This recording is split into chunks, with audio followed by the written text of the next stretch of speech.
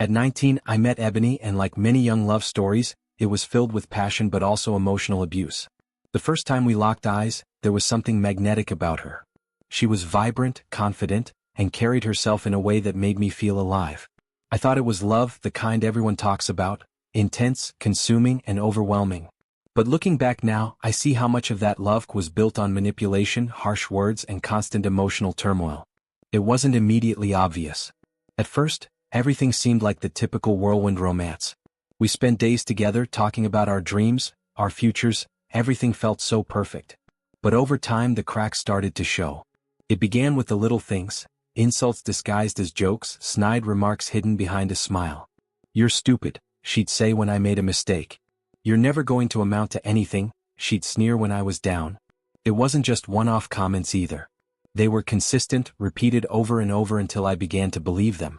I found myself questioning my worth. I began to doubt my abilities, my potential. And she knew exactly how to press those buttons. The fights became more frequent. Words would fly, sharp and venomous. I remember one argument in particular where she screamed at me that I was worthless, that I would never be anything but a failure. And in those moments all I could do was stand there, silent, taking the blows. She seemed to take pleasure in my pain, as though hurting me was a way of feeling in control. But even in those darkest moments, there were flashes of affection that made me want to stay. A hug after the fight. A kiss when things felt right. And for a while, I told myself that those moments of kindness meant something. That love was messy and this was just part of it. Maybe we were just figuring things out. But the abuse kept coming, and it became clear that it wasn't just part of the process. It was the foundation of our relationship. Words became weapons, and no matter how much I tried to fight back, I always found myself losing. I started believing her. I started thinking that maybe she was right, maybe I wasn't good enough. I couldn't get out of my head, and it felt like no matter how hard I tried, things never improved. In fact, they only seemed to get worse. But I stayed, like many do when they're young and caught up in the whirlwind of emotion. The idea of walking away seemed impossible. There was this invisible thread that kept pulling me back in. It was love, or so I thought. But as time went on, something inside of me shifted. The hurt started to outweigh the love. I realized that no matter how much I cared for her, I couldn't keep accepting this abuse. It wasn't love anymore, it was toxic. It was breaking me, and I couldn't let it break me any longer. So, after 2 years of enduring this emotional roller coaster, I finally reached my breaking point. I walked away. I left. And I took my son with me. After 2 years of this pain, I decided I couldn't take it anymore. The weight of the emotional abuse, the constant arguing, the cruel words, it was slowly destroying me. I had tried for so long to make it work, to hold on to something that wasn't healthy, hoping it would get better. But deep down, I knew it was never going to change. I had to protect myself, and more importantly, I had to protect my son. Leaving Ebony was one of the hardest decisions I've ever made. The love I thought we shared had faded long ago, but the idea of leaving still felt like a gut punch. I wasn't just walking away from her, I was walking away from the life we had built, the life I thought was my future. But I knew staying would only mean more pain, more self-doubt, and more broken promises. I remember the night I finally decided. We had just had another one of our terrible arguments. It was the same cycle as always, hurtful words, raised voices, and me, emotionally drained, standing there wondering how much more I could take. I could feel my soul slipping away piece by piece. I looked at my son, sleeping soundly in his crib, completely unaware of the chaos around him. It was in that moment that everything became crystal clear. I couldn't continue exposing him to this. I couldn't let him grow up thinking that this was normal. The next morning, I packed my bags. I knew that leaving Ebony wouldn't be easy. There would be fights, accusations, and manipulation. She would try to make me feel guilty for leaving, just as she always did when I stood up for myself. But this time I couldn't be swayed. I had to be strong, for me and for my son. When I told her I was leaving, I'll never forget the look on her face. There was a mixture of anger, disbelief, and confusion.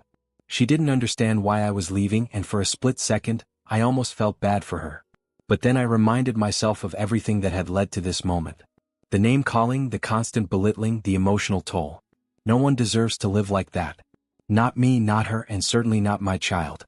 "I'm taking him," I said, my voice steady but firm. Her response was a mix of denial and anger. She told me I couldn't take our son, that I was being unreasonable, that I was abandoning her. But I didn't listen. I packed up what I could, put my son in the car, and drove away. As I left, I couldn't help but feel a pang of guilt. There were moments when I had loved her, and part of me still wanted to believe that things could have been different.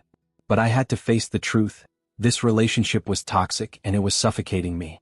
In the days that followed, I was filled with a strange combination of relief and guilt. Relief because I knew I was doing the right thing for my mental health, but guilt because I still cared about Ebony in some way. I knew she wasn't a bad person. She had just become lost in her own pain and insecurities. But I couldn't save her anymore. I couldn't carry the weight of her self-destructive behaviors.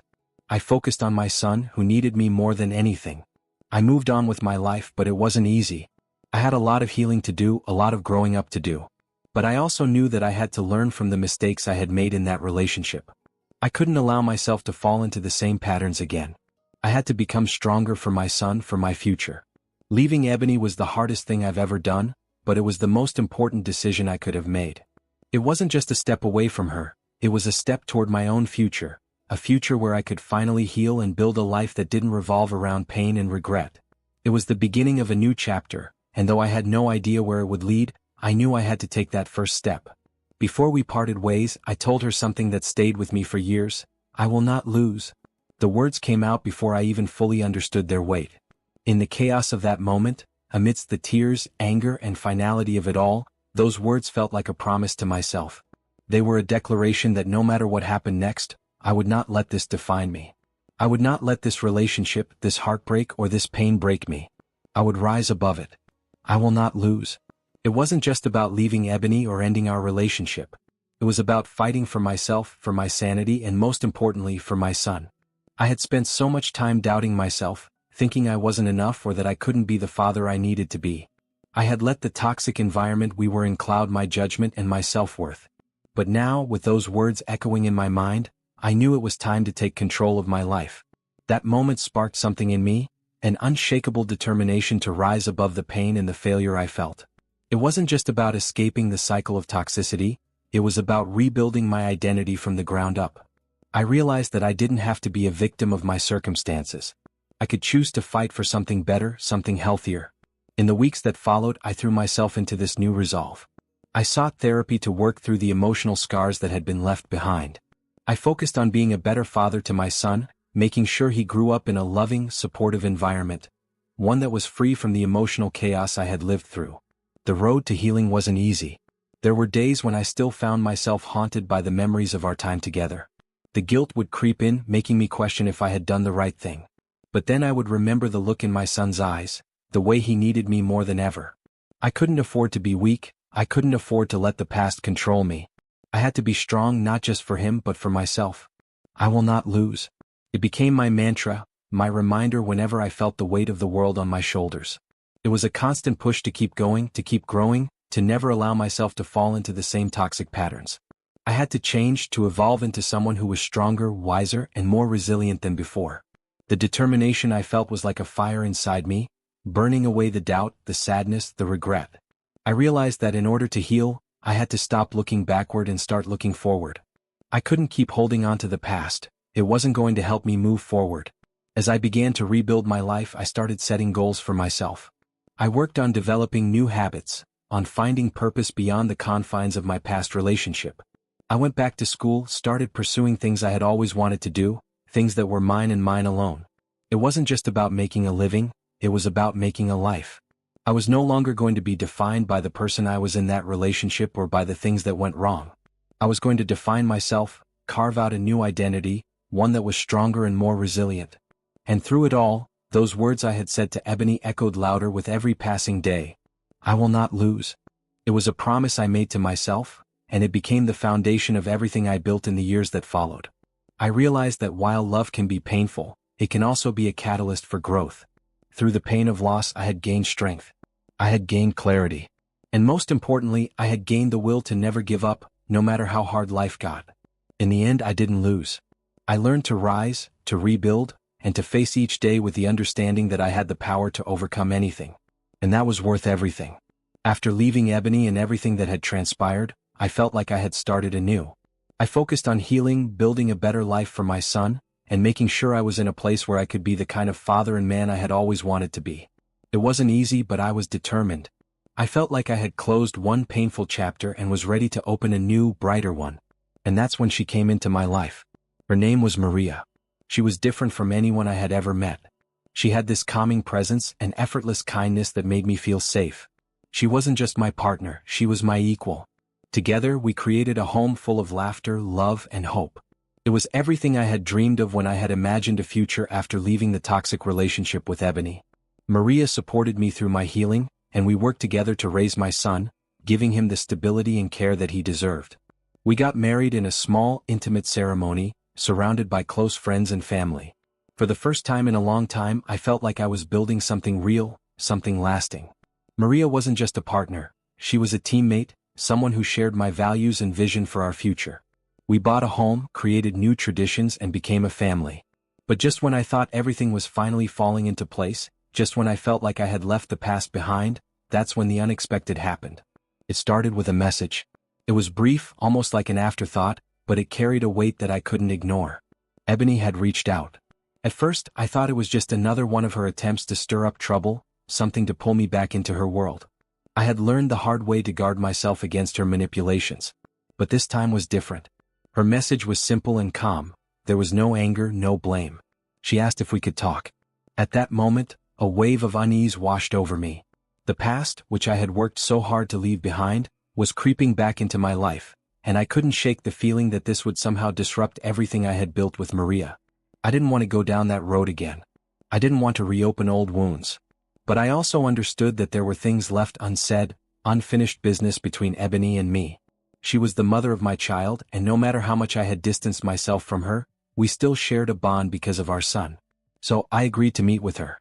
I couldn't predict what would happen, but I knew I had to face this chapter, for the sake of my son and my own peace of mind. When we met, it was clear that this wasn't a conversation about reigniting anything between us.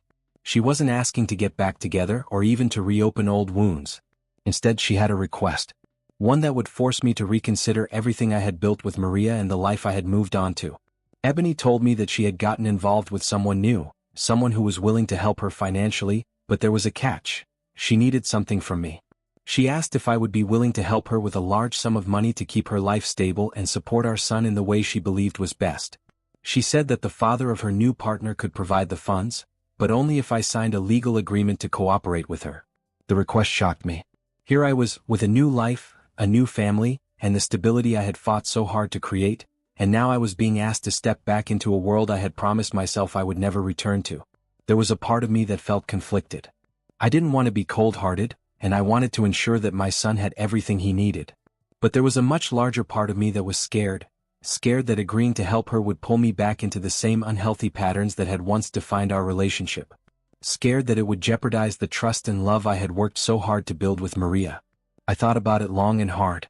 I weighed the consequences of opening up old wounds, of being dragged back into the drama, of potentially hurting Maria in the process. This was no longer just about me and Ebony, it was about the life I had created with Maria and the future I wanted for our family. I realized that the request wasn't just about money, it was about control. It was about Ebony trying to pull me back into her orbit, trying to make me feel obligated to her once again. And for the first time in years, I saw it for what it truly was. I didn't need to make any promises to her. I didn't owe her anything beyond being a responsible father to our son. I knew the answer was no, but I still had to say it. And so, I did. I told her that I couldn't help her the way she was asking. I told her that I had moved on, that my life had changed, and that I would continue to support our son in the ways that were healthy and appropriate. But that was where the line had to be drawn. She didn't take it well. There was anger in her voice, frustration, but I stood my ground. When I returned home that night, Maria could see something had shifted in me. She didn't ask me what happened, she knew. She knew that I had just faced a moment of temptation, a moment where I could have gone back into the chaos of my past, but I had made the right decision for us. She didn't need to say anything. She just held me and that was enough. I had passed the test. I had chosen my family, my peace, and my future. The decision to say no wasn't easy, but it was necessary. And in doing so, I reaffirmed the truth I had told myself years ago. I will not lose. I wouldn't lose my sense of self, my stability, or the family I had built. I was starting a new chapter, and this time there was no going back. It had been years since I left Ebony, and life had unfolded in ways I never imagined. I had built a family with Maria, found peace within myself, and established the kind of stability I had always yearned for. But life, as it often does, threw another curveball my way. It was a quiet afternoon when Ebony contacted me again. This time it wasn't about money or drama, but something that felt more pressing. She had a new request, one that caught me off guard. "Can you help me?" she asked, her voice softer than I'd ever heard it. It wasn't the usual manipulative tone I had come to expect. She wasn't asking for a favor to serve her interests, but for something much bigger. She needed me to take in her daughter. At first I didn't know how to react. Her daughter, who wasn't even my child, was still very much a part of the picture, caught in the complicated web of relationships and dysfunction that had defined Ebony's life. The girl, a few years younger than my son, had been living with Ebony but was now in a difficult situation. Ebony's new partner had issues of his own, and the environment had become unstable. She said that the child was often neglected, and for her own safety, needed a place to stay. I didn't know what to think. My life was finally settled, my family was happy, and the idea of taking in someone else's child felt like a huge responsibility. But as Ebony spoke, I could hear the genuine concern in her voice. I could sense that this wasn't a plea to manipulate me, but a real call for help. And I knew that this wasn't just about my past with Ebony, it was about doing what was right regardless of history. Maria and I had always talked about what it meant to be a parent, the responsibility we shared in raising our son, and the values we wanted to instill in him. We had always agreed that family, regardless of the complications, was about support, care, and doing what was best for the children. This wasn't just about taking in a child, it was about showing my son what it meant to be a good person, a compassionate person. The more I thought about it, the more I realized that I couldn't just turn my back. I couldn't walk away from the possibility of helping a child in need, even if it meant complicating my life. I wasn't the same person I was when I was with Ebony, and I had grown stronger. This time I could do it differently. I could handle this responsibly without allowing the past to cloud my judgment. So, I told Ebony I would take in her daughter. The decision wasn't easy. I knew that Maria and I would have to adjust to this new dynamic, and I was concerned about how this would affect our relationship. But Maria, as always, surprised me with her strength and compassion. When I explained the situation to her, she didn't hesitate. She understood the importance of helping someone in need, especially when it involved a child. Together we made room for her daughter. We set up a space for her in our home, and despite the challenges that came with the adjustment, we were determined to make her feel welcomed and loved. We weren't just giving her a roof over her head, we were offering her stability, safety, and a chance to grow up in an environment that was free of the chaos that had defined her past. The girl, whose name was Emma, was understandably wary at first. She had witnessed a lot of hurt and uncertainty in her short life, and trusting others didn't come easily to her. But slowly she began to open up. We spent time with her, listening to her, learning what she needed, and helping her navigate the confusing emotions she had. Maria was patient with her, providing a calm presence that Emma desperately needed, and I made sure to be there for her as a father figure, even though I wasn't her biological father. It wasn't without its struggles. There were moments when Emma acted out, times when she felt out of place or missed her mother. But those moments were part of the healing process, both for her and for me. In a way, taking her in felt like I was creating a new chapter for myself, one where I could show up for a child who needed help, regardless of the complicated history with her mother. As time passed, Emma began to thrive. She was doing better in school, building a bond with my son, and learning to trust again. It was a slow process, but it was working.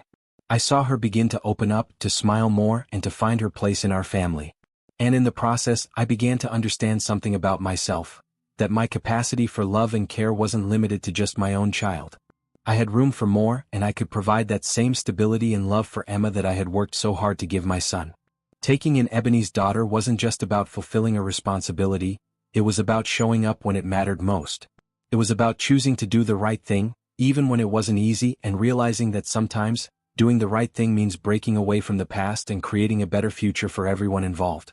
I had been given a second chance at life, at love, and at family, and I was determined to make the most of it. This wasn't just about taking in a child, it was about creating a home that was safe for both of my kids, no matter their backgrounds, and teaching them the importance of compassion, responsibility, and family. We weren't just a blended family, we were a family plain and simple. And together, we would continue to build something stronger than the broken pieces of our past.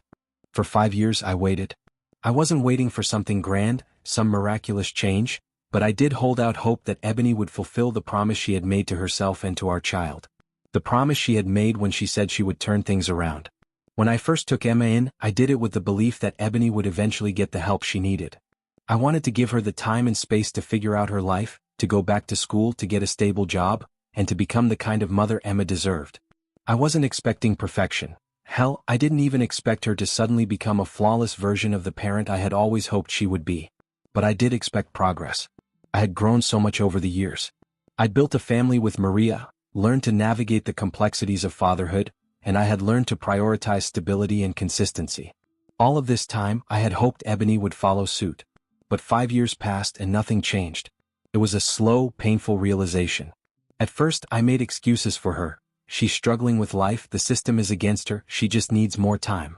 But as the years wore on, those excuses grew thinner, and the hope I had once held for her began to feel more like an anchor, dragging me down. There were always stories. There was always something. I'm starting school next month, I've got a job lined up, I'm getting clean, just need a little more time. And for a while I believed her. I kept hoping that one day she'd call me and say she had turned the corner, that she was ready to be the mother Emma needed. I wanted to believe that she could be better for Emma, for herself, and for the sake of our past. But that moment never came. Instead, Ebony's life remained stagnant.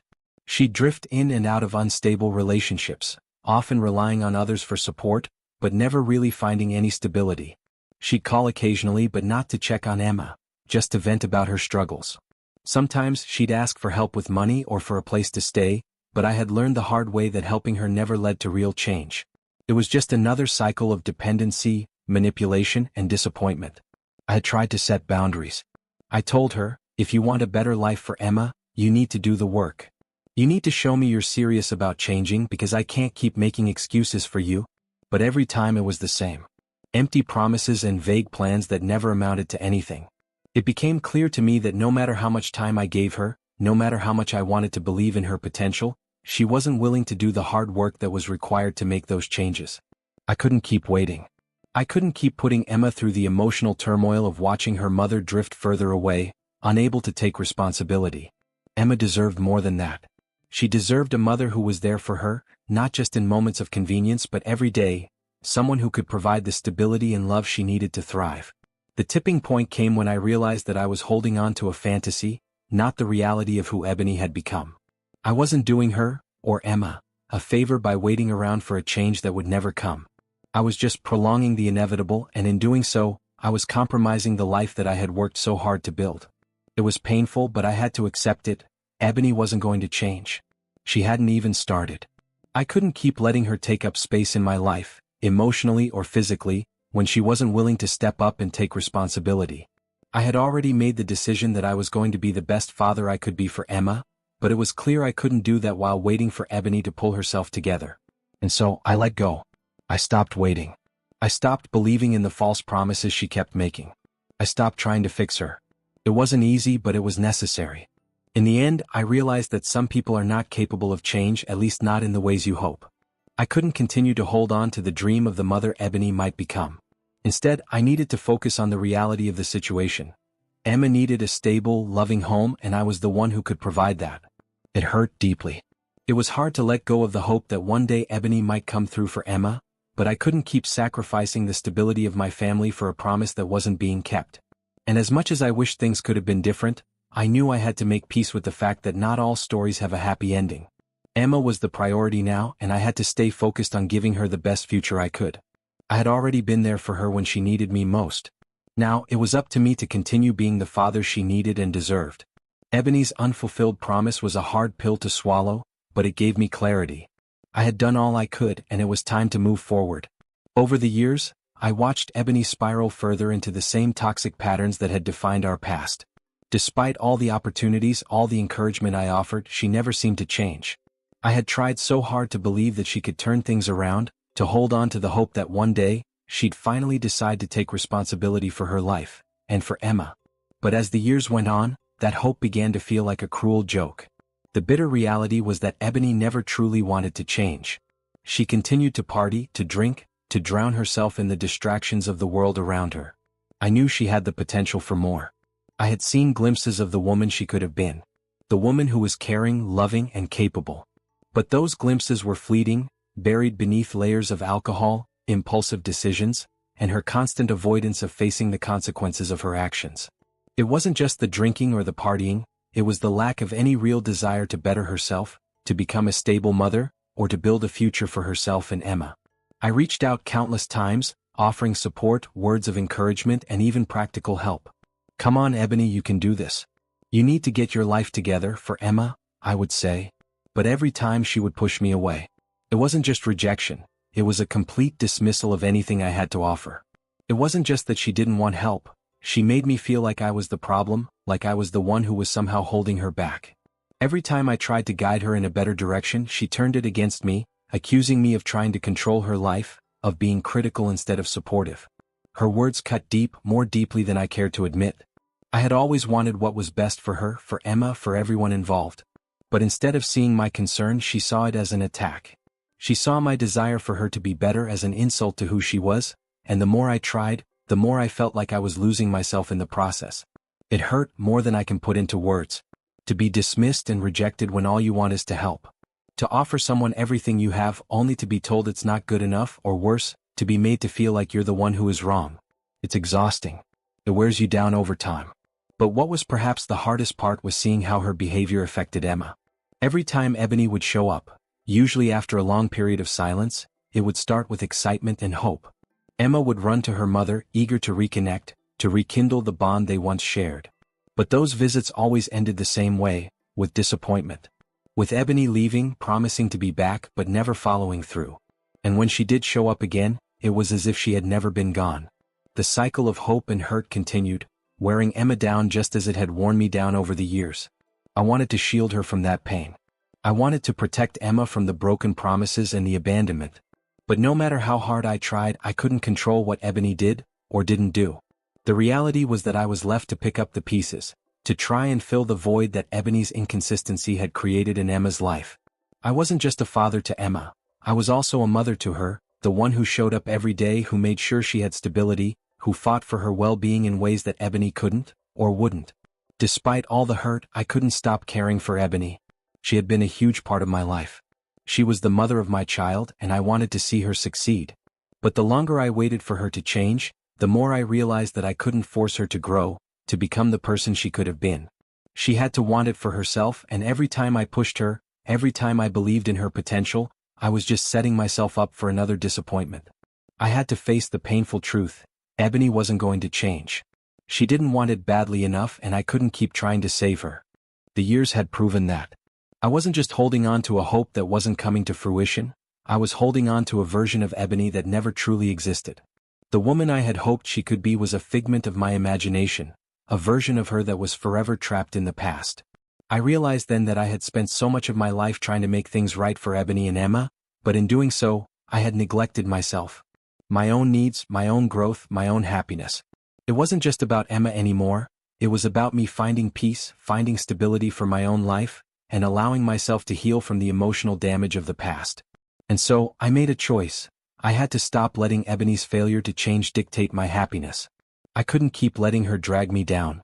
I couldn't keep investing my energy into someone who wasn't willing to meet me halfway. The bitter reality was that I had done everything I could for Ebony and for Emma, but I couldn't do it for them anymore. I had to start focusing on my own future, on the life I had built with Maria, and on being the best father I could be to Emma. 4 years, I had carried the weight of responsibility on my shoulders, shouldering not just the burden of raising Emma, but also the emotional toll of trying to make things work with Ebony. I had been there for her time and time again, offering support even when it wasn't deserved, hoping that one day things would get better. But the truth was, I had been exhausted for a long time. I had given her every chance, every ounce of patience I could muster, only to be let down each time. The promises were never kept, the changes never came. I had spent years giving her opportunities to step up for the sake of our children, but those opportunities were squandered. And eventually, the moment came when I could no longer keep carrying that weight alone. After 5 years of doing everything I could to make sure the kids had what they needed, I came to the painful realization that Ebony had shown no signs of change. She still wasn't contributing to their lives, financially, emotionally, or in any meaningful way. I had given her countless chances to take responsibility for her children, and each time, I had been met with excuses, empty promises, or worse, indifference. It was clear that if I was going to make sure Emma and her sister were taken care of, I couldn't continue to shoulder this burden on my own. So, after much thought and reflection, I made the difficult decision to put Ebony on child support. It wasn't a decision I took lightly. For years, I had avoided it, hoping she would step up and do the right thing without legal intervention. I didn't want to take that step. I didn't want to be the bad guy. But the reality was I couldn't keep doing everything by myself. I was exhausted. I was overwhelmed. And most of all, I was tired of being taken advantage of. I had always believed that co-parenting, even after everything that had happened, was the right thing to do. I had been willing to be generous, to allow Ebony to have her freedom while still providing for the kids. But after 5 years of watching her squander every opportunity to be a good mother, I realized that this wasn't about being generous anymore. It was about fairness. It was about making sure the children had what they needed, and that I wasn't the only one sacrificing. I was already giving everything I had, and now it was time for Ebony to step up, whether she wanted to or not. When I finally took the step of putting her on child support, I felt a mixture of relief and guilt. There was relief because I knew that at least this was a way to ensure that she would contribute, even if it was just financially. And there was guilt because part of me still wanted to believe in her. I didn't want to become the person who had to force her to care for her own children. I wanted her to do it willingly, to step up on her own. But the truth was, she hadn't done that in years, and the time had come to make sure our children were provided for, even if it meant going through the courts. I was met with resistance, of course. Ebony didn't take it well. She saw it as another betrayal, another way I was trying to control her life. But it wasn't about control. It was about accountability. She had had plenty of time and opportunities to do the right thing, and she hadn't. Now, it was time for the law to step in and make sure she fulfilled her responsibility as a mother. The court process was draining as expected. Ebony fought it every step of the way, claiming that she couldn't afford the payments, that I was being unreasonable. She tried to twist the narrative, to make me seem like the villain in the situation. But deep down, I knew that this was what needed to happen. It wasn't about the money, it was about making sure that our kids had what they needed, and that she finally faced some consequences for the years of neglect. I had hoped that this would be the wake-up call Ebony needed to take her role as a mother seriously. I wanted her to stop making excuses and finally step up. Maybe, just maybe, this would force her to acknowledge the impact of her actions and become the person I had always hoped she could be. But even after the child support was set in place, it was clear that Ebony had not changed. She continued to reject responsibility, choosing instead to blame everyone but herself for her situation. I didn't let it deter me though. I had my own family to take care of now, and Maria and the kids depended on me. I couldn't afford to let Ebony's behavior continue to affect me. The guilt of making that decision eventually faded, replaced by the realization that I had done the right thing. It was the only way I could ensure that Emma and her sister had the stability they deserved. The truth was, I had already been doing the work of two parents for so long, but I couldn't do it all anymore. I had to set boundaries, and sometimes, that meant taking a hard stance even if it hurt. The days of giving Ebony handouts were over. It was time for her to take responsibility for the choices she had made. And if she wouldn't do it willingly, I would make sure the system held her accountable. When I filed for child support, I braced myself for the fallout. I knew it would stir up a storm, but nothing could have prepared me for how intense the reaction would be. Ebony, always quick to point fingers and make herself the victim, exploded in a way that shook me. She didn't see this as a simple step to ensure the well-being of her children. Instead, she saw it as a betrayal, another one of those moments where I had done something that went against her narrative. Her world tilted, and she wasn't going to take it lying down. "You're ruining my life," she yelled when I told her what I'd done. "How could you do this to me? I'm already struggling, and now you're just making it worse." I'd expected her to be upset. What I hadn't expected was how deeply personal she would make it. She wasn't angry that she had failed to take care of her children. No, she was furious that I had forced her to face the consequences of her actions. She was angry that I had taken control of the situation. And in her mind, this was a direct attack on her entire existence. It was almost as if the years of irresponsibility, of avoiding any sort of accountability, had built up a wall around her, one that made her believe she could avoid the harsh truths of her actions. And now that wall was being torn down brick by brick, and she couldn't handle it. "I've always been there for our kids," she continued, her voice rising with emotion. "You're taking everything from me. Do you think this is easy for me? You think I don't care?" The irony stung. She hadn't been there for the kids, not in the way that really mattered. She had been absent, emotionally distant, and often reckless. But in that moment, all she saw was the loss of control, the loss of her ability to float by without ever truly having to confront the mess she had created. It wasn't about caring. It was about avoiding responsibility. It was about her being forced to face the truth, a truth she had been running from for years. I tried to stay calm, but her words, her manipulations started to wear on me. I was tired. Tired of the constant drama. Tired of the guilt trips. Tired of being the only one who seemed to care about our children's future. I had been nothing but patient with her for years, always believing that things would eventually get better. But now I was seeing the truth for what it was. She wasn't interested in change. She wasn't interested in being a better mother. She was only interested in maintaining the illusion that everything was fine, that she could keep living her life without ever truly stepping up. And I was done. "You've had years to get it together," I said, my voice steady but firm. "Years to be the mother your kids deserve. I can't keep making excuses for you. All I'm asking for is $180 a month. That's it. I'm not asking you to change the world, I'm asking you to help with your own kids." But that was the thing with Ebony. She didn't want to be held accountable. She didn't want to accept that she had failed. Instead, she lashed out, accusing me of being the bad guy, as if I was the one who had abandoned the kids or let them down. She couldn't see past her own pride, her own feelings of being slighted, long enough to recognize that this wasn't about her. It was about the kids. They were the ones who needed support, and I couldn't do it all on my own anymore. "I can't even afford that," she screamed, as if $180 a month was an impossible burden to bear. "Why should I pay you when you're the one with everything? You think I'm just sitting here living some lavish life?" She had a point, sort of. She wasn't living in luxury. But she wasn't struggling in a way that justified her total neglect of her children either. She wasn't putting any effort into improving her situation. She wasn't trying to find steady work, she wasn't going back to school, and she wasn't building a stable future. And yet, she still felt entitled to everything without having to lift a finger. "It's not about me. It's about the kids," I reminded her, my patience thinning. "They deserve more than what you've been giving them. If you really cared, you'd find a way to contribute. I'm not here to take everything from you, but I'm not carrying this burden alone anymore." But Ebony's anger didn't subside. If anything, it only grew more intense. She accused me of trying to control her life, of wanting to punish her for all the mistakes she had made. She painted me as the villain in this story, the one who was making her life harder than it had to be. She couldn't see that she was the one who had created this mess. She couldn't see that I had been trying to make things work for the kids, for all of us. She spent the next few weeks contacting anyone who would listen. Family members, mutual friends, even my own parents, trying to convince them that I was the one in the wrong. She painted me as cold, heartless, and vindictive. She told everyone how I had ruined her life by taking her to court, by forcing her to pay child support. The narrative was always the same. I was the villain, the one who had failed her. She never once acknowledged the ways in which she had failed us all. The truth was, though, none of this was easy for me either. It was hard to stand firm when I was constantly being painted as the bad guy. It was hard to watch her twist the situation, to see her lie and manipulate others into thinking I was out to get her.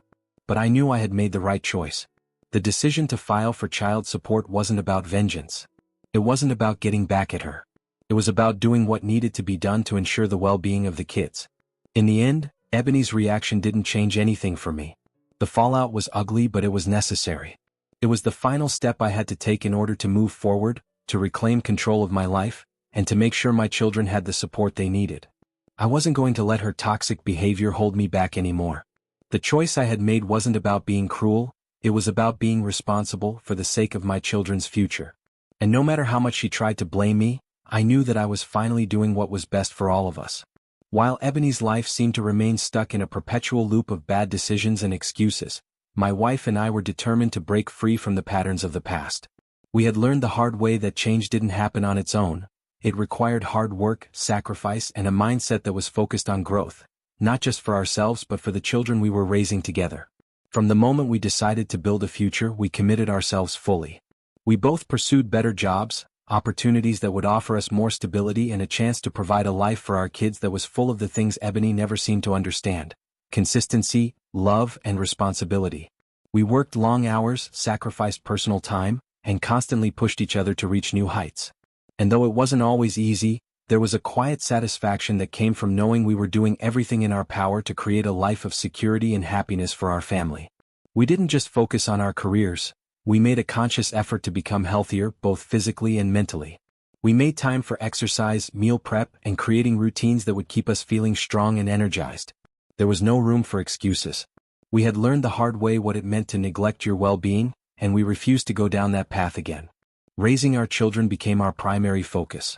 We nurtured their growth, ensuring they knew the importance of respect, hard work, and compassion. We spent time with them every day, teaching them the values we had learned along the way. It wasn't just about providing for them financially, it was about being present, being emotionally available, and showing them what it looked like to lead by example. Our children flourished in this environment. They thrived in the stability and love that we worked so hard to give them. It was a far cry from the chaos they had known before. My stepchildren too felt the change. The relationship we had with them was one built on trust and mutual respect, something that was hard to come by in the earlier years of our blended family. Yet, no matter how hard we tried to move forward, Ebony remained an obstacle in our lives.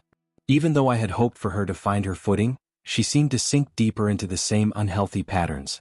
She continued to avoid responsibility, and it became more apparent that she had no desire to change. Her life stayed stagnant, and every time I heard about it through mutual acquaintances or our children, it was like a painful reminder of the future I could have had if I hadn't made the decision to leave. But we didn't let that pull us back. My wife and I refused to let Ebony's choices derail the progress we were making. We understood that we couldn't control her actions, but we could control how we responded. We focused on the things we could change, the way we lived, the example we set for our kids, and the way we loved each other. There were moments when I felt resentful, when I wondered why I had to be the one to carry all the responsibility, why I had to be the one to shoulder the weight of raising our kids without her involvement. But I didn't allow those thoughts to consume me. I reminded myself of the bigger picture, the life we were building together. And when I looked at my children, the love we shared as a family, I knew that everything I had done was worth it. Despite Ebony's failures, we grew stronger. We weren't going to let her mistakes define our lives. Every day was an opportunity to improve, to be better. We kept pushing forward, kept striving for more, and kept creating the kind of life we had always dreamed of. A life full of love, hard work, and respect for one another. Looking back, I saw a stark contrast between where we were and where we had come from. The road hadn't been easy, but it had been worth it. We had overcome obstacles, both external and internal. And in doing so, we had created something special, something that Ebony couldn't touch or break no matter how hard she tried. Our story was one of resilience, of getting ahead despite the odds. It was about breaking free from the past, moving beyond the toxicity, and building a life that was based on the values that truly mattered. And no matter what Ebony did or didn't do, we knew that our future was in our hands, and we were determined to keep building it, step by step, day by day. It had been years since Ebony and I had exchanged more than a few words. The distance between us was more than just physical. It was emotional, and it had been a long time since I had felt any sense of connection with her. So, when I found out she would have to appear in court for the child support hearing, I was filled with a mix of frustration and reluctant anticipation. I had always hoped that things would change, that Ebony would eventually step up and take responsibility, but over time, it became clear that she was content to let me carry the weight alone. The decision to put her on child support wasn't one I made lightly. I didn't want to go down that road, but after 5 years of carrying the full burden for our children, I had no choice. The lack of financial support was a constant strain, and despite my best efforts to encourage Ebony to do better, she only seemed to spiral further into her own self-destruction. Now, facing her in court, I was reminded of everything she had put me through, every argument, every broken promise, every moment of despair. But this time, I wasn't the same man I had been when we first parted ways. I had learned to stand my ground, to stop apologizing for things I didn't do, and most importantly, to stop letting her control the narrative of my life. Before the hearing, I had tried reaching out to her multiple times, asking her to come see the kids, to at least make some attempt at being a mother to them. I had hoped that maybe, just maybe, she would feel some sense of obligation or guilt and step up for once. But when I reached out, it was as if I was talking to a wall. She didn't respond to my calls, and when she did, her words were filled with excuses, justifications, and blame. I even had to practically beg her to see our children, as if it were a favor I was asking her to do. The thought of it left a sour taste in my mouth, but I pressed on because I knew how important it was for our kids to see that I was fighting for them. For their well-being. For a sense of normalcy, no matter how broken their mother had become. Finally, the day of the court hearing came, and as I sat in the sterile, uncomfortable courtroom, the reality of the situation settled in. Ebony didn't show any signs of remorse or regret when she walked into the room. She barely acknowledged my presence. She was still the same person she had been all those years ago, the one who couldn't accept responsibility for her actions, the one who used others as a scapegoat for her own failures. But this time I didn't flinch. I didn't let her manipulative behavior get under my skin. I had spent too many years letting her control my emotions, and this time I was in control. As we sat there in front of the judge, the tension was palpable.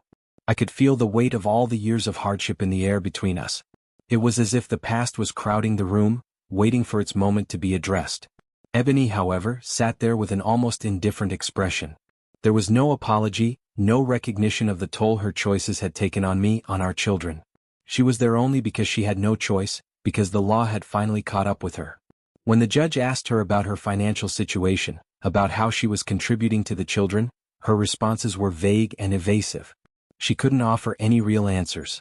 The judge, however, didn't need much to see through the facade. It was clear that Ebony had nothing to offer, that she had no intentions of improving her circumstances or stepping up as a mother. As the hearing concluded, the judge ruled in my favor, and Ebony was ordered to pay the child support. It wasn't much, $180 a month, but it was something. And that something felt like a small victory, a moment of quiet satisfaction. It wasn't about the money. It was about the principle of it. It was about finally standing up for what was right, for the children I had been raising on my own, for the future that I was working so hard to build. As I left the courtroom, I couldn't help but feel a sense of calm wash over me. The battle wasn't over, but in that moment, I knew I had taken another step forward. Ebony may have walked away without a second thought, but I had walked away with my dignity intact, knowing that I had done what needed to be done. The quiet satisfaction wasn't in winning the court case, but in knowing that I had been the one to step up for our children, that I had done what she refused to do.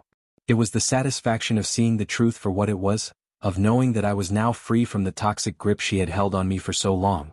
For the first time in years, I felt like I was finally moving on. And with that sense of peace, I knew that no matter what came next, I would be ready. It had been years since I'd seen Ebony, but the moment she walked through the door of my house with her boyfriend, I could feel the weight of the past rushing back. The shock on her face was immediate, unmistakable. It was the look of someone who had never truly believed I would get to where I had. Someone who had underestimated my determination, my resilience. And in that moment, I wanted her to see every bit of it. I wanted her to understand that I had succeeded where she had failed, that I had moved forward without looking back, despite everything we had been through.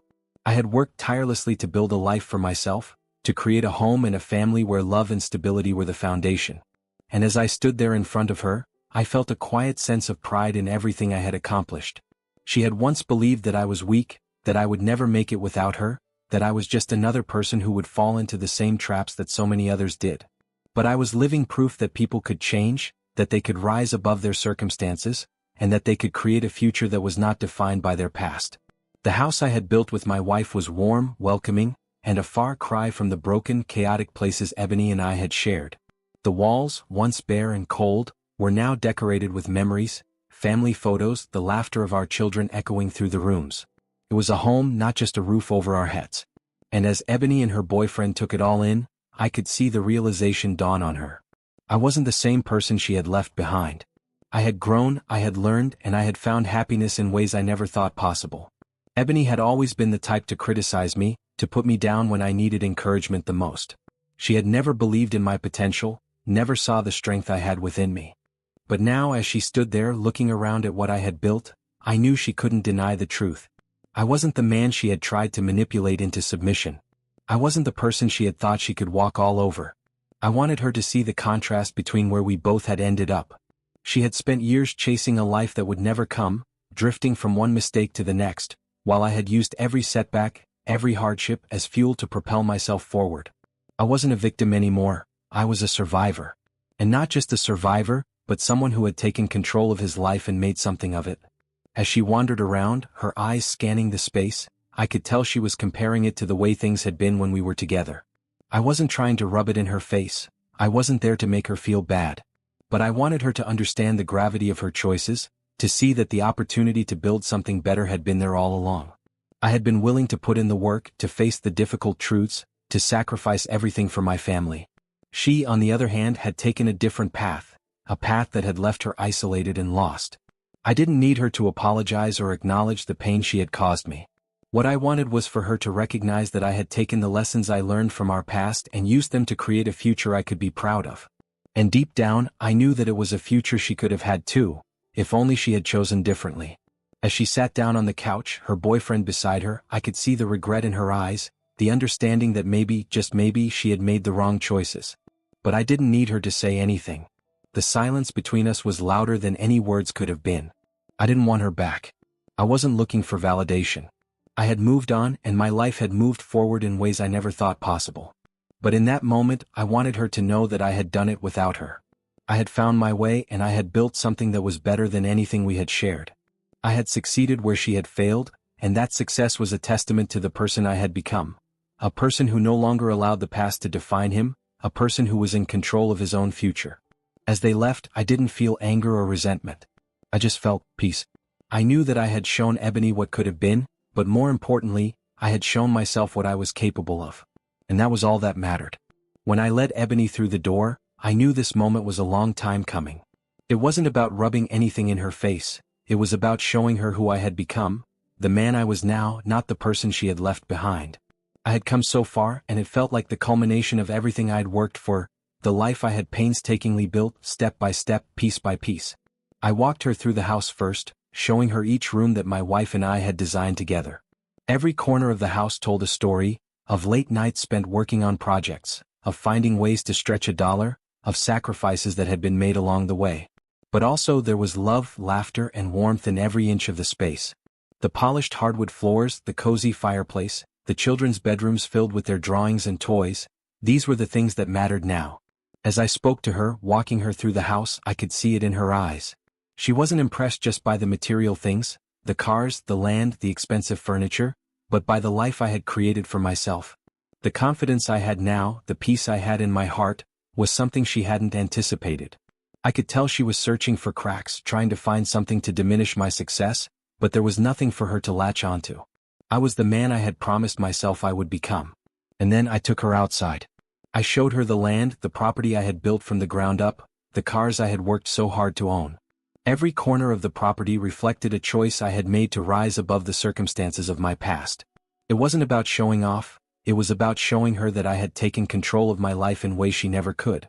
As I pointed out the different areas of the property, I saw her face change. Her eyes lingered on the things I had worked so hard for, and I couldn't help but notice the slight hint of envy in her expression. I wasn't looking for her approval, but I wanted her to understand what I had done. When we were together, she never believed I could achieve anything. She was too caught up in her own dysfunction to see the potential in me, to see the ambition I had hidden beneath the surface. But now she was seeing it with her own eyes. The envy wasn't just about the things I had. Anyone could buy things, anyone could have material wealth, but it was about the life I had created. It was about the fact that I had turned the pain of our past into something powerful. I had taken all the hurt, all the rejection, and had used it to build a future for my children, for my wife, and for myself. That was the part that she couldn't deny, no matter how hard she tried. There was a certain satisfaction in seeing the truth sink in. I had been the one to rise above, not her. I had been the one who had made something of myself, despite all the odds, despite all the toxic relationships that had threatened to drag me down. It wasn't just the cars or the land or the house. It was the fact that I had become a man who didn't need validation from anyone, a man who didn't rely on anyone else's opinion to define his worth. As I showed her everything I had built, I realized something important. None of this was for her. It wasn't about showing off or proving a point. It was about finally claiming my own success, my own happiness, and my own peace. It was about owning the man I had become and no longer letting my past define me. It was about having confidence in myself, regardless of what she thought, what anyone thought. Ebony had been part of my journey, but she was no longer the focus of my story. I had stopped living for her approval a long time ago. I had stopped letting her choices shape my future. And now, standing there showing her the life I had created, I could see it in her eyes. She knew it too. She knew that she had walked away from someone who had always had the potential to be more. She knew that she had left a man who was capable of greatness, but was too blinded by her own dysfunction to see it at the time. And as I looked at her, I could tell that the envy wasn't just about the things I had, it was about the life I had built. It was about the man I had become. As they left, I didn't feel any satisfaction from her reaction, no sense of triumph. It wasn't about that anymore. It was about knowing that I had succeeded. I had built something real, something solid, something that would last. I had created a future for myself and my children, a future that didn't include her. And that was enough.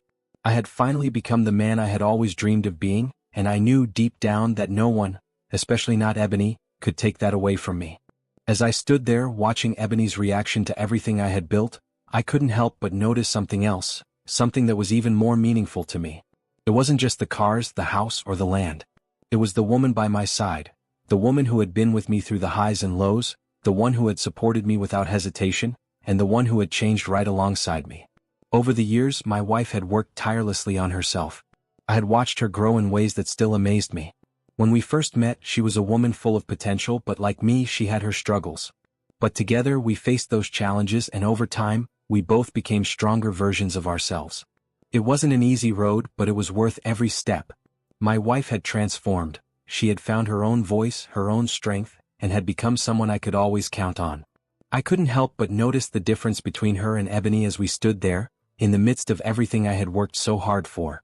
My wife had her own sense of purpose, her own quiet confidence. She was grounded, calm, and content in a way that Ebony never could be. It was almost like watching a mirror of who I had been years ago, and seeing who I had become. Over the years, my wife had worked on her career, built her own life, and raised our children with love, patience, and respect. She was no longer just a partner in my life. She was my equal, my confidant, my best friend. We had become a team in the truest sense, supporting each other through every obstacle, sharing our dreams, and building a future together. As I watched Ebony look at her, there was no mistaking it. I saw the jealousy in her eyes. It wasn't just the material success I had achieved, it was my wife, the woman who had stood by me through thick and thin, who had worked tirelessly to become the woman she was now. I could tell Ebony had never expected that. She probably thought I would always be the same, stuck in the past, chasing after dreams that would never come to fruition. But she hadn't counted on my wife. What Ebony didn't realize was that my wife's strength wasn't something you could just take away or diminish. She had worked for every bit of who she was now, just like I had worked for everything I had. Our success wasn't just built on things, it was built on love, hard work, and mutual respect. My wife had been a pillar in our home, nurturing our children, creating a safe and loving environment, and showing me every day what it meant to truly be a partner. And as much as Ebony may have wanted to undermine that, I knew it was clear to her that she couldn't. She had been part of my life, yes, but she had never been able to give me what my wife had. The peace, the stability, the emotional connection, that was something only my wife and I had built together. The jealousy in Ebony's eyes was evident, but it wasn't just about the material things. It was about the bond that my wife and I had developed over the years, a bond that Ebony had never understood, never respected. She had always been so focused on her own chaos and selfish desires that she had missed out on what really mattered. Now, standing next to my wife, I could see it. The difference was clear. The way my wife looked at me, the support and pride in her eyes, was the greatest thing I had. That was what made everything worth it. It wasn't about showing off or proving a point to Ebony, it was about the life I had created with the woman who truly deserved to stand beside me. The more I thought about it, the more I realized that my wife was everything I needed. She was the woman who had helped me become the man I had always aspired to be. Together, we had faced the hardships, the doubts, and the failures, and we had come out the other side stronger than we had ever been before. As we all stood there in the midst of everything, I could feel the change in the air. Ebony's jealousy wasn't about what I had, but about the love and respect my wife and I shared. And as much as she might have wished she could have that, she couldn't. That was something that took time, patience, and growth. Not something that could be built from the wreckage of a past filled with lies and dysfunction. I was proud of my wife, proud of the woman she had become, and proud of the life we had built together. She was my rock, my partner, and the one person I could count on no matter what. And now, standing there beside her, I knew that we had come so far, and no one, especially not Ebony, could take that away from us. The change in my wife wasn't just about the success we had built together, it was about the strength we had found in each other.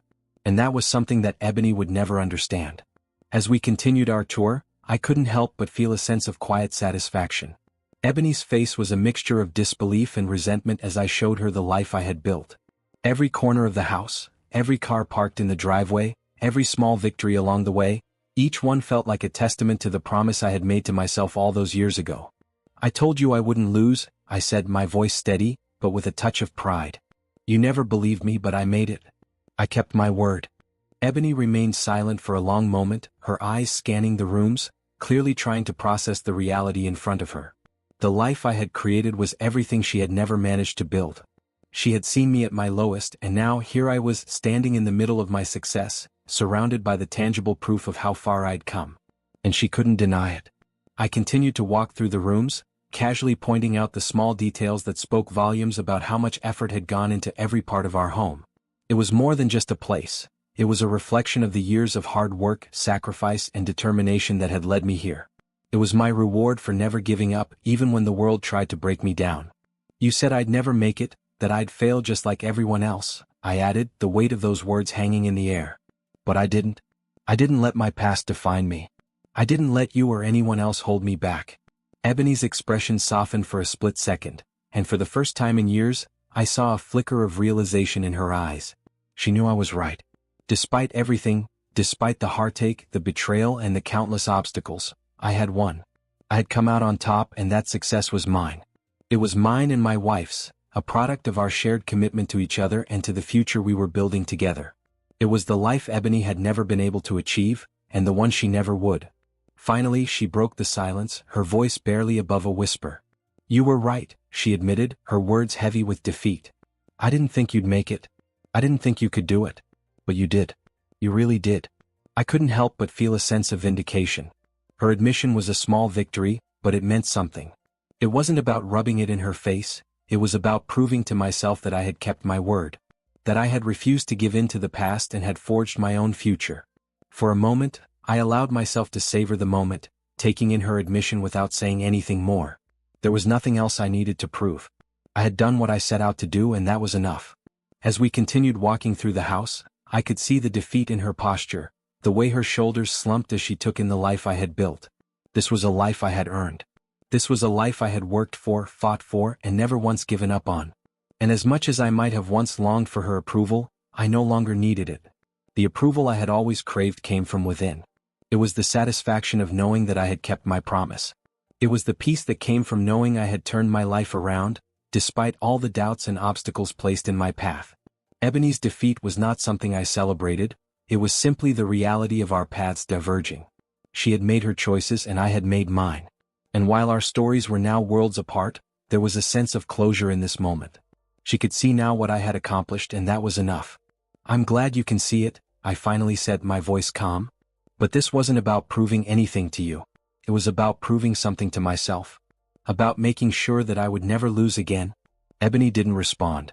She didn't need to. The words hung between us, a silent acknowledgement of the years of struggle and sacrifice it had taken to reach this point. And in that moment, I realized something profound. The best revenge was not in what I had built, but in the fact that I had found peace. That peace was what truly made all the difference. I had kept my promise, and in doing so, I had gained everything I had ever wanted: self-respect, stability, and the life I deserved. I had thought that showing Ebony the life I had built would be a moment of clarity for her, a wake-up call that might inspire her to make a change. But instead, that moment, where she had quietly admitted I was right, turned out to be the beginning of a much darker chapter in her life. I couldn't have known it then, but the truth of that encounter, seeing the success I had achieved, the life I had created despite the odds, was more than she could bear. She had built so many walls around herself, so many lies to justify the choices she'd made, that seeing the reality of where those choices had led her was like ripping open a wound she had spent years ignoring. In the days that followed our visit, I could feel the shift. Ebony began to distance herself, not just from me but from everything. Her calls grew less frequent, her messages shorter and colder. It wasn't just that she was angry, no, there was something deeper at play. She was unraveling. It started with the drinking. She had always liked to party, but it was different now. The carefree attitude she once had was gone, replaced by a desperation I couldn't ignore. I could hear the slurring in her voice during the occasional phone calls we still had about the kids. Her words would tumble out, mixed with half-hearted attempts at excuses for her behavior. She blamed everything: me, the kids, her circumstances, and even the world at large, but never herself. And yet, somewhere in that haze, I knew she saw the truth. She had lived her life in chaos, never taking responsibility for her actions, never truly trying to change. Now, the reality of her failures, the years lost to bad decisions and unfulfilled promises, was too much for her to confront. The weight of her own shortcomings crushed her. She started drinking heavily, often to the point of blackout. Her texts became erratic, filled with self-pity and anger, each one more desperate than the last. She began calling me late at night, leaving voicemails filled with incoherent ramblings, apologizing one moment, accusing me of ruining her life the next. I listened to them with a growing sense of sadness, not for her but for the woman she had become. She had fallen into a pit of self-doubt and despair, and I knew there was nothing I could do to pull her out. At first I thought maybe it was just a phase. Maybe the shock of seeing me thrive, of seeing what she had lost, was hitting her harder than I'd realized. But weeks turned into months and the spiral only deepened. She tried on occasion to reach out to our kids, but her messages were now filled with empty promises that felt hollow even to them. I couldn't keep watching this. I had tried to help her for years, more than I should have, honestly, and each time I reached out I was met with rejection. Now it was as if the weight of her own failures was finally sinking in. One night I received a call from a mutual friend. They told me that Ebony had been found passed out in her apartment, with a bottle of vodka clutched in her hand. I wasn't shocked. I wasn't even surprised. Deep down, I had known she was heading in this direction, but it was still hard to swallow. I had tried so hard to make her see the potential she had, the future she could have, but she had never been able to overcome the self-destructive path she had chosen. When I heard about her latest breakdown, I couldn't help but feel a mix of guilt and relief. I had given up on her for my own sanity, and now the reality of what that meant was staring me in the face. I wasn't responsible for her choices, I knew that. But a part of me couldn't shake the feeling that I should have done more. That if I'd tried harder, been more patient, maybe she wouldn't have gone down this dark road. But then again, I had to remind myself that I had already given her more chances than most people would have. At some point, I had come to terms with the fact that there was nothing I could do. Her downfall was not a reflection of my failure, it was a result of the choices she had made. No matter how much I wanted to help her, no matter how many times I had reached out, I couldn't save someone who didn't want to be saved. She had to want it for herself, and it was clear by now that she didn't. The sadness I felt wasn't just for Ebony, but for the lost potential I had once seen in her. She was a woman who had once had the world at her feet, full of possibilities. But somewhere along the way she had chosen to throw it all away, and now, there was nothing left but a shadow of the person she could have been. Her descent wasn't just about the drinking, the partying, or the self-destructive behavior, it was the final acceptance of failure. It was the moment when she realized that her choices had caught up with her, and there was no escaping the reality she had built. That realization, that acknowledgement of defeat, was what drove her deeper into the darkness. And as much as I hated seeing her like this, I knew there was nothing more I could do. She had to find her own way out of the darkness, but whether she could or not was a question I couldn't answer. I had already fought my own battle, and I had won. Now it was time for her to fight hers. It had been years since I'd heard from Ebony. The years had passed in silence, each one building on the last, the distance between us growing until it felt like an entire lifetime. She had faded from my thoughts as I focused on my own family, my own life, and the future I had built. The only reminders of her were the occasional moments when our children would bring her up, whether in fondness or in frustration. She was no longer the central figure she once was in my life, and I had accepted that reality. But then came the call. It wasn't a late-night voicemail or a drunken rant this time. It was a voice that was small, fragile, and filled with an overwhelming sense of fear. It was Ebony, and she was calling me from the hospital. I could hear the tremor in her voice, the desperation that she could no longer hide. The woman who once wielded anger and resentment like a weapon now sounded nothing like the person I had known.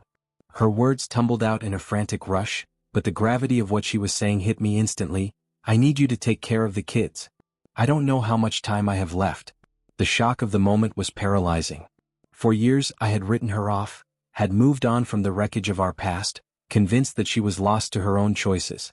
And now here she was, reaching out in her final moments, asking me to take responsibility for the children she had failed to care for, failed to nurture, and ultimately failed to love in the way they deserved.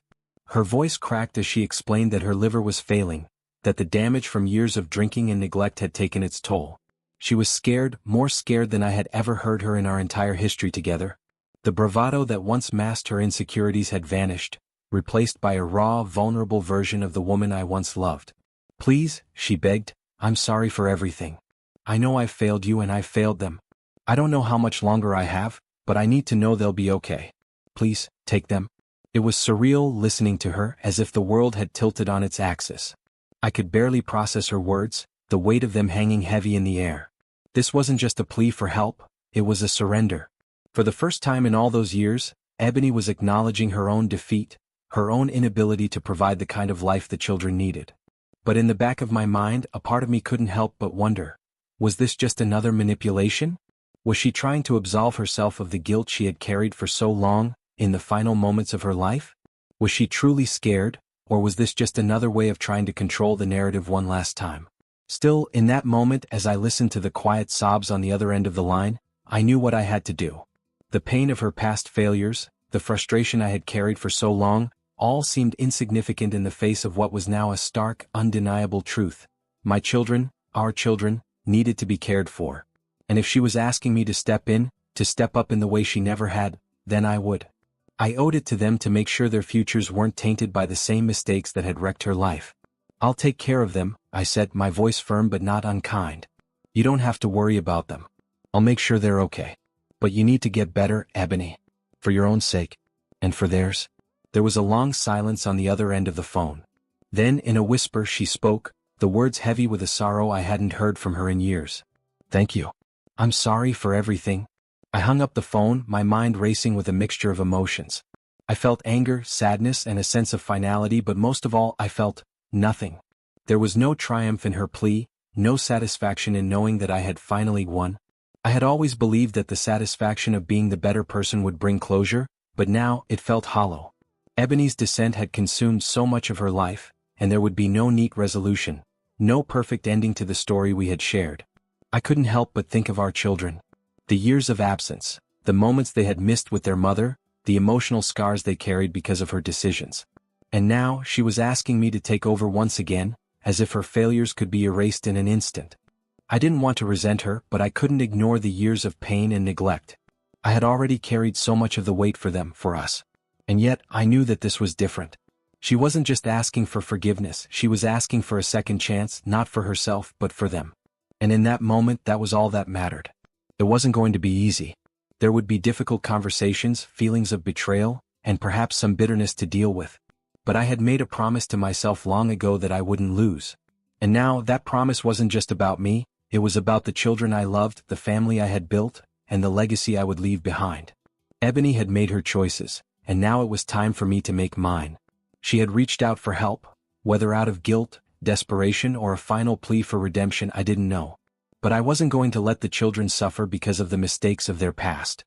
I would take care of them, I would honor my promise to be the father they deserved, and in the end, I would show them the strength of a love that wasn't defined by mistakes, but by the resilience to keep moving forward.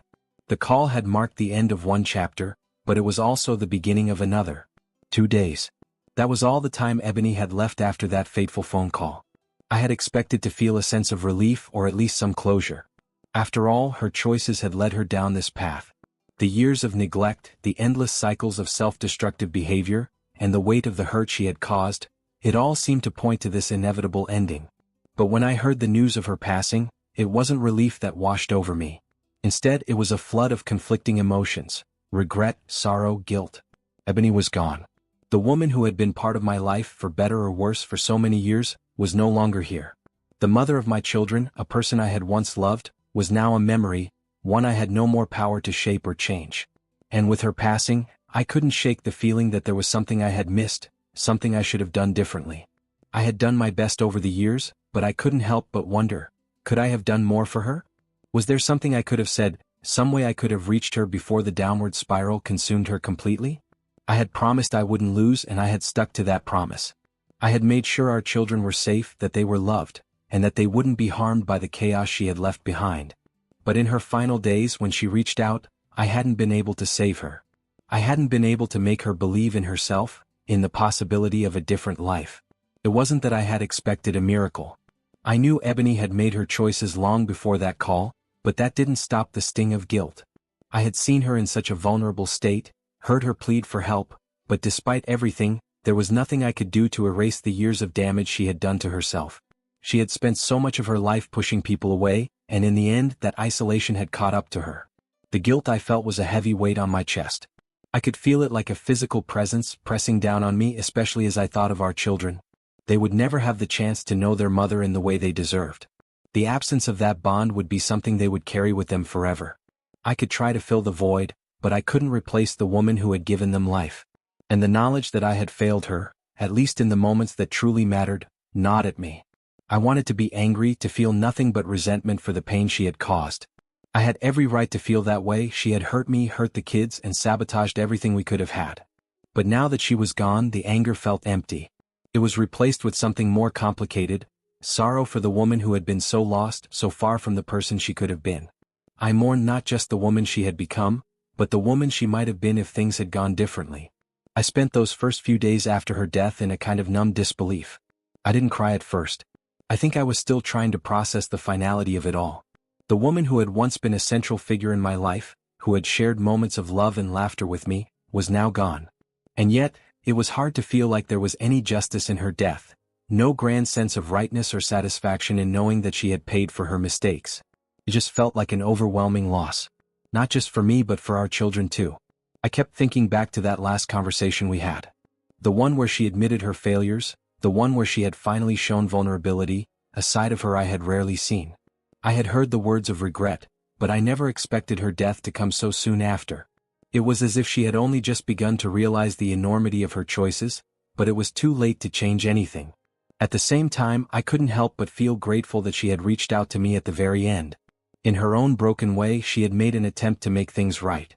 And while it didn't undo the years of damage, it gave me something I never expected: peace with the past. I had made sure our children would be taken care of, that they would be surrounded by love and stability. And even though Ebony's passing was tragic, I could rest knowing that I had done everything I could for her in those final moments. The guilt lingered for a long time, but so did the understanding that no one's life, no one's story, is ever completely written in the way we think it should be. Sometimes all we can do is carry the weight of the past, and honor the lessons it has taught us. Ebony's death was a painful chapter in both my life and our children's lives, but I realized that it was no longer mine to fix. It was her story, and in the end I could only control how I moved forward. And so I did. I made sure our children were taken care of. I made sure they understood that despite their mother's absence, they were not defined by it. They were not the sum of her mistakes, but the culmination of the love and stability we had created in their lives. I couldn't undo the past, but I could guide them to a future where they knew their worth, where they knew that they were more than what their mother had left behind. And in that way I could honor the promise I had made all those years ago, that I would not lose. Not to her, not to anyone. Not ever again. Months had passed since Ebony's death, and life had moved forward in a way I had never imagined. The weight of everything, the pain, the guilt, the memories, was still there, lurking just beneath the surface. There were days when I could almost forget about it, when the chaos of everyday life seemed to drown out the echoes of the past. But there were other days, quiet days, when I found myself alone with my thoughts, and I couldn't escape the question that haunted me: could I have done more? One afternoon, after a long week of working, I found myself thinking about Ebony's boyfriend, the man she had been with in her final years. I hadn't heard from him since her passing, and I realized I had no idea how he was coping. We hadn't exactly been close, but in the wake of her death, I couldn't help but wonder how much of her pain he had seen, how much of it he had known. After everything that had happened, I felt a strange need to reach out to him, to check on him, to see if he was doing okay. I called the number I had for him, not sure what to expect. When he answered, there was a hesitation in his voice, followed by a quiet recognition.